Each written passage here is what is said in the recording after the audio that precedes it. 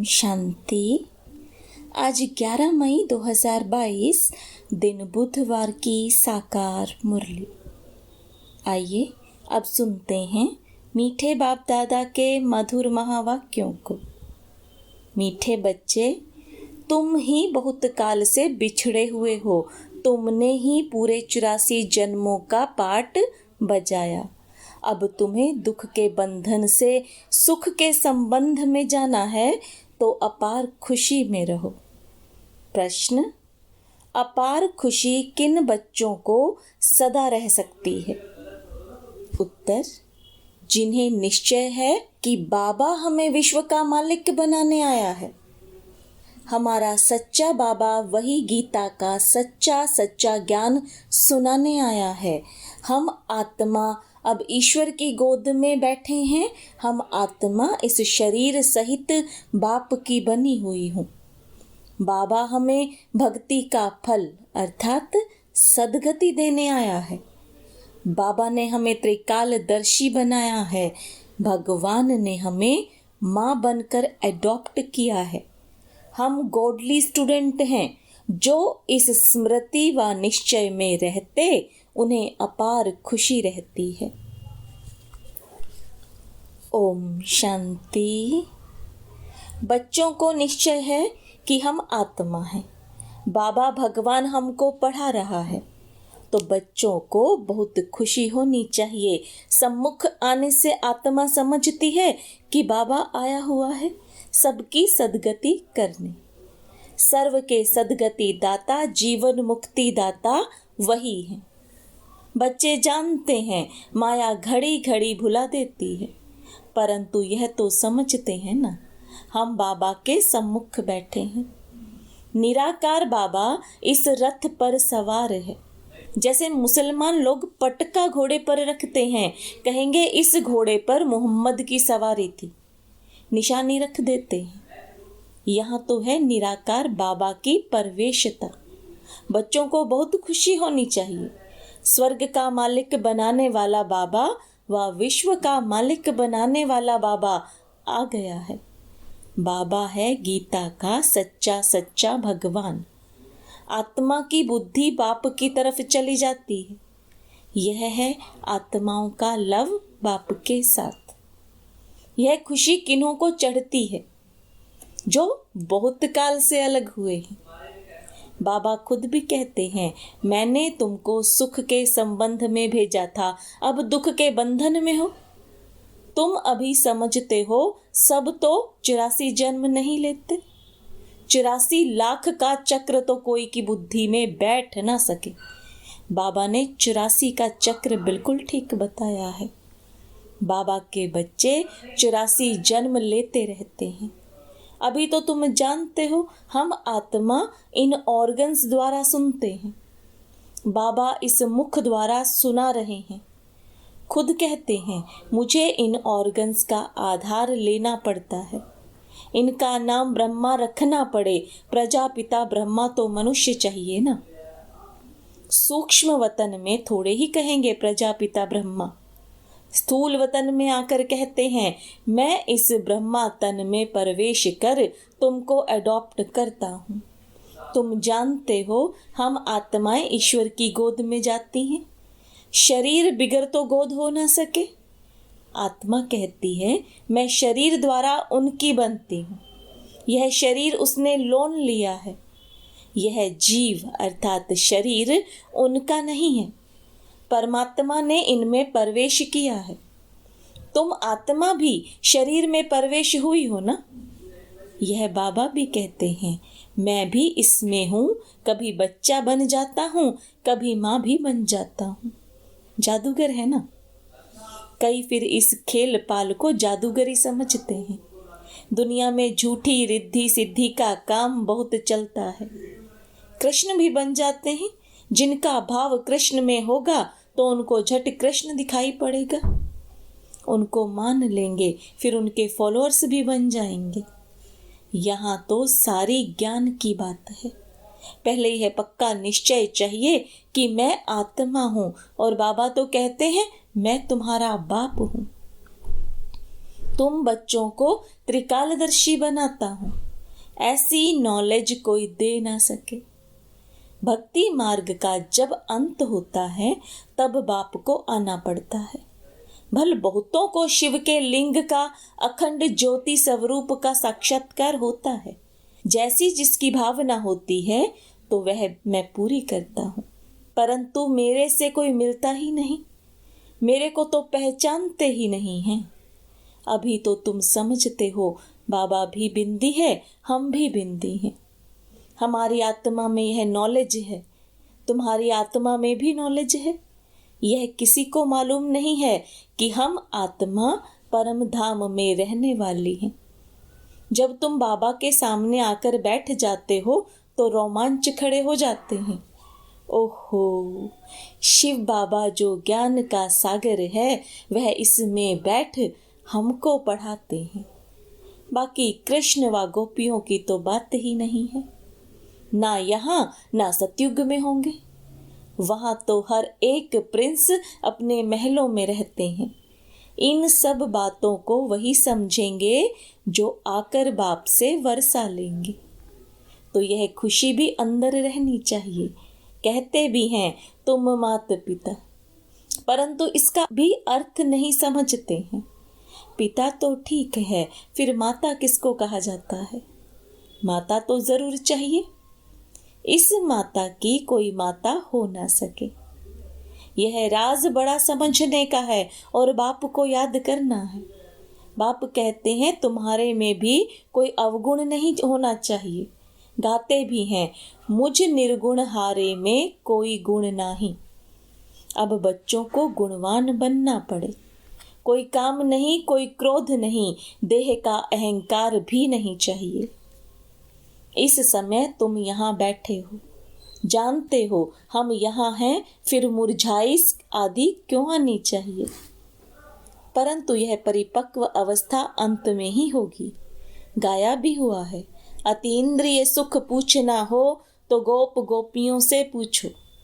यह अंत में होगा। ऐसे कोई कह नहीं सकता कि हम 75% अतीन्द्रिय सुख में रहते हैं।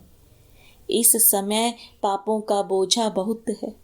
गुरु कृपा से व गंगा स्नान से पाप नहीं कट सकते हैं। बाप अंत में ही आकर नॉलेज देते हैं, दिखाते हैं। कन्या द्वारा बाण मरवाए और मर गए, फिर मरने के समय गंगा जल पिलाया। तुम यहाँ जब बेहोश हो जाते हो तो तुमको बाबा की याद दिलाई जाती है। माँ में कम, यह बच्चों को आदत पड़ जानी चाहिए। ऐसे नहीं कोई याद कराए। शरीर छोड़ने के समय आपे ही याद आवे, बिगर किसी की मदद के बाप को याद करना है। वे लोग तो मंत्र देते हैं, वह तो कॉमन बात है। उस समय बहुत मारामारी आदि होती है। तुम भिन्न भिन्न स्थान पर रहते हो। उस समय ऐसे नहीं कहेंगे शिव शिव कहो। उस समय पूरी याद चाहिए, लव चाहिए, तब ही नंबर 1 पद प्राप्त कर सकेंगे। तुम बच्चे जानते हो मैं तुम्हारा बाप हूँ। कल्प पहले भी तुम बच्चों को गुल गुल बनाया था। सतयुग में योग बल से फूल बच्चे पैदा होंगे। दुख देने वाली चीज कोई वहां होती नहीं। नाम ही है स्वर्ग, परंतु वहां कौन निवास करते हैं यह भारतवासी जानते ही नहीं। शास्त्रों में ऐसी बहुत बातें लिख दी हैं कि वहां भी हिरण्यकश्यप आदि थे। यह सब है भक्ति मार्ग की सामग्री। भक्ति भी पहले सतो प्रधान होती है, पीछे धीरे धीरे तमो प्रधान होती जाती है। बाप कहते हैं मैं तुमको आसमान पर चढ़ाता हूँ, तुम धीरे धीरे नीचे आ जाते हो। मनुष्य कोई की महिमा है ही नहीं। सर्व का सदगति दाता एक ही बाप है। बाकी गुरु लोग अनेक प्रकार की तीर्थ यात्रा आदि सिखलाते हैं, फिर भी नीचे गिरते रहते हैं। भक्ति मार्ग में मीरा को भल साक्षात्कार हुआ, परंतु वह कोई विश्व की मालिक थोड़े ही बनी। तुमको तो बाबा कहते हैं जिन्न बनो, तुमको काम देता हूँ, सिर्फ अल्फ बे को याद करते रहो। अगर थक जाएंगे, याद नहीं करेंगे तो माया कच्चा खा जाएगी। एक कहानी भी है, जिन्न खा गया। बाबा भी कहते हैं तुम याद नहीं करेंगे तो माया कच्चा खा जाएगी। याद में बैठने से खुशी चढ़ती है।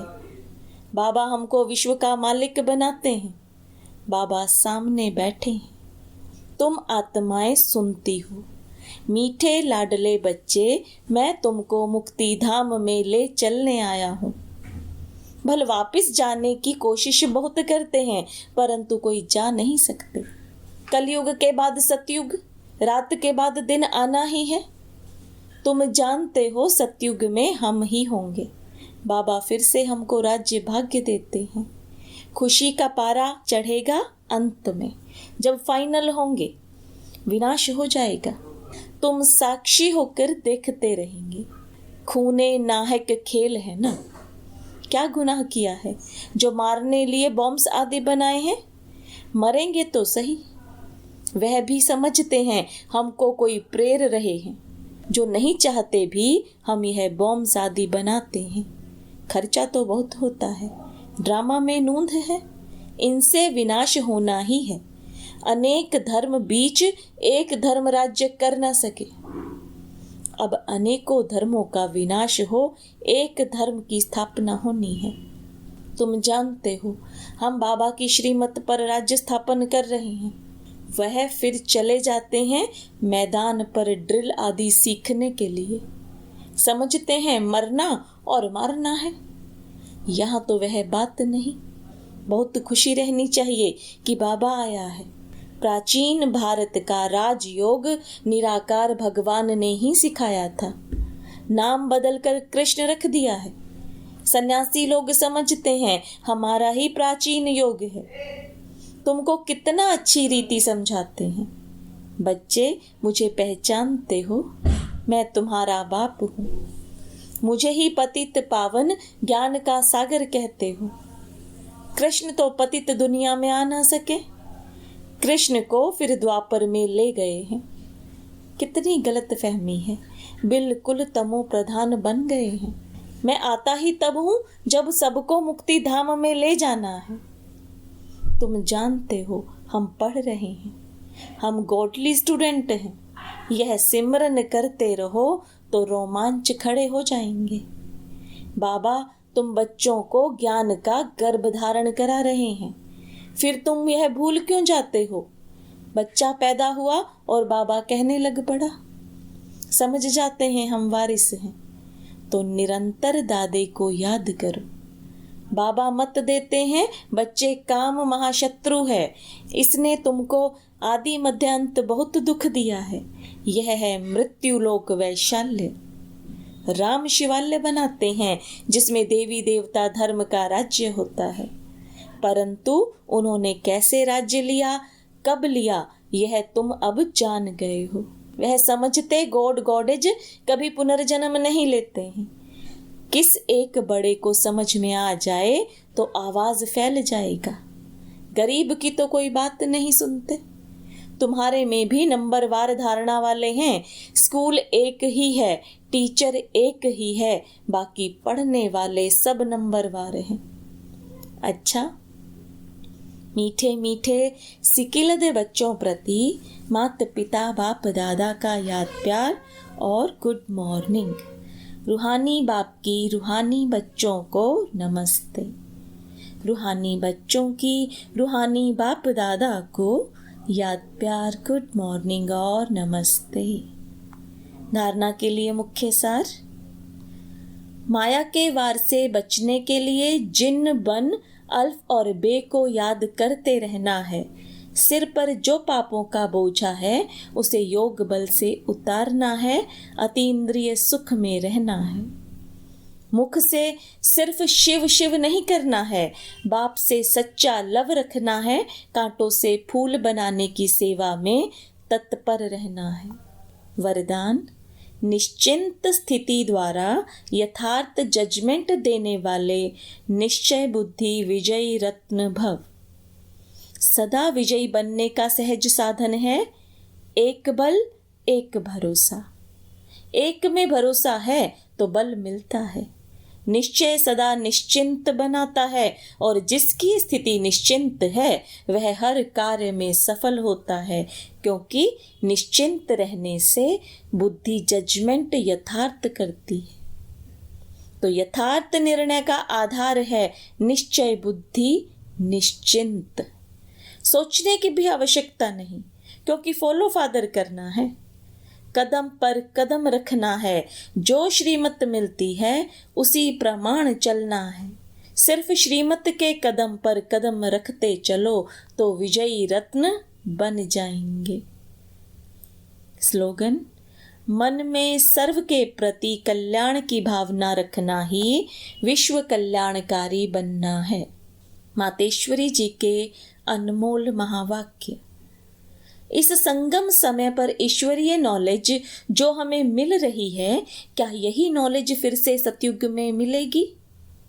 अब इस पर समझाया जाता है कि सतयुग में तो हम स्वयं ज्ञान स्वरूप हैं, देवताई प्रारब्ध भोग रहे हैं, वहां ज्ञान की लेन देन नहीं चलती। ज्ञान की जरूरत है अज्ञानियों को। सतयुग में तो सब ज्ञान स्वरूप हैं, वहाँ कोई अज्ञानी रहता ही नहीं है जो ज्ञान देने की जरूरत रहे।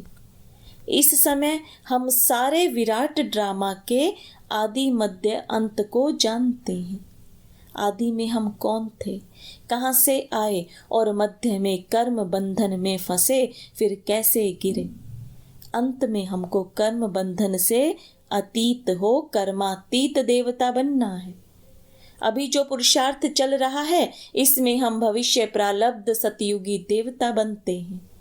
अगर वहाँ हमको यह मालूम होता कि हम देवताएं गिरेंगे तो यह ख्याल आने से खुशी गायब हो जाती, तो वहाँ गिरने की नॉलेज नहीं है, यह ख्यालात वहाँ नहीं रहती। हमको इस नॉलेज द्वारा अब मालूम पड़ा है कि हमको चढ़ना है और सुख की जीवन बनानी है।